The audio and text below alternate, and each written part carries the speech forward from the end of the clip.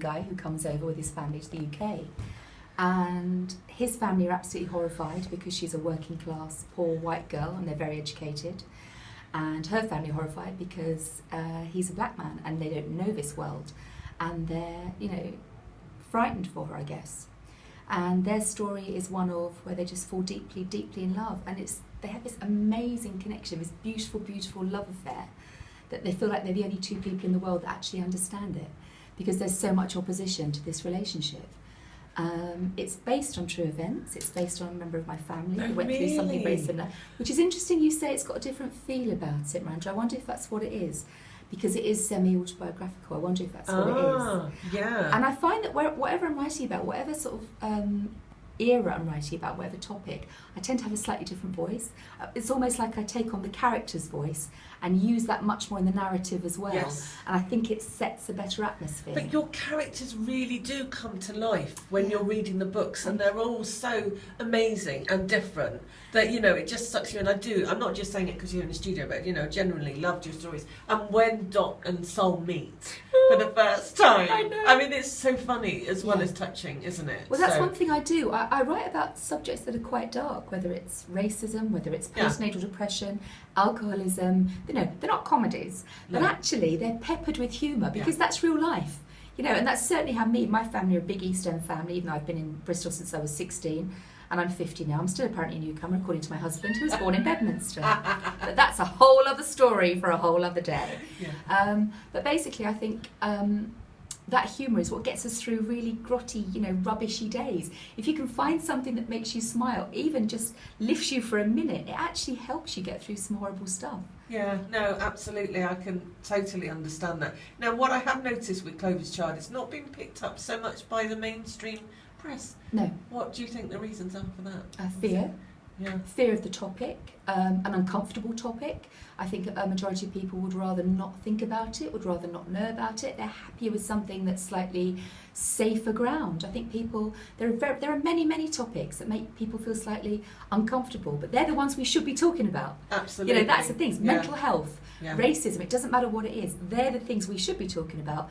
Talk about it, break the taboo. Absolutely, like you said earlier with cancer as well. The more we need to talk about these things, the more we get out of it. We just sort of, when you first came to, obviously, I've read your books before I even became really aware of who you were. I was watching The Right Stuff on Channel 5, which you're often on the panel. Yes. And you really came to my attention. It was post-Brexit, and it was just what you were saying was just a breath of fresh air. To actually hear somebody like yourself speaking your mind on mainstream media, was really kind of what I thought, wow, what an incredible woman. But do you know what's funny, Miranda? I think that's why, I do a lot of telly, I do a lot of radio, and I think the reason I do is because I'm just a very ordinary wife and mum. And I'm not the sharpest tool in the box, I'm not the cleverest, I'm not the most educated, certainly. So I'm just really saying what we're talking about in the supermarket. What we're chatting to when we're bumping into each other in the Gloucester Road and having a cup of coffee. I'm just talking about that stuff, but as though I'm in my front room. I just happen to be on telly. And I think that's why people are picking up on it. Because, it works, absolutely. Absolutely. I mean, the whole referendum and what was going on before the result was just, and all the toxic racism and toxic all that is a great word. It was though, wasn't it? Absolutely it was. And I had an incredible lady in the day that the referendum result was announced, Asha Craig. She's the European first Rastafarian councillor. She came in and she was just floored. She's an incredible woman, and she's not the sort of person to be down, but she was.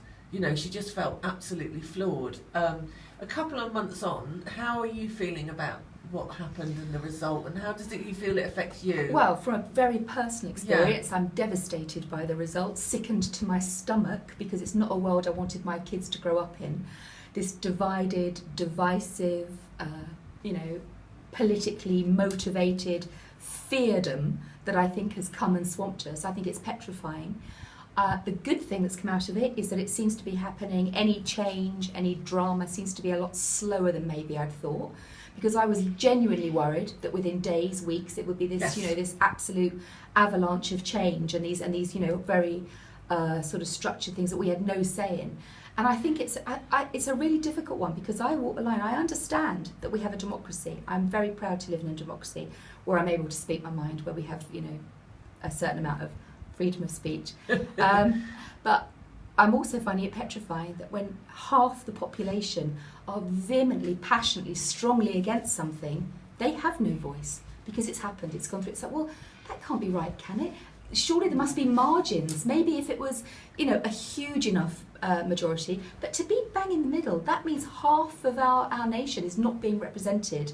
Their voice is not being heard. That frightens me. It is very scary, isn't it? Mm. Absolutely. No, I totally agree. I just, what I was kind of surprised, because I was the same as you, I felt like the next day suddenly everything was going to change. Yeah. But we didn't know how it was going to change. No. And then I heard about this article, I've forgotten what it was now. 51. 51 Yeah. that needed to be triggered. And then I thought, will there actually be a Prime Minister that has the bottle to do that?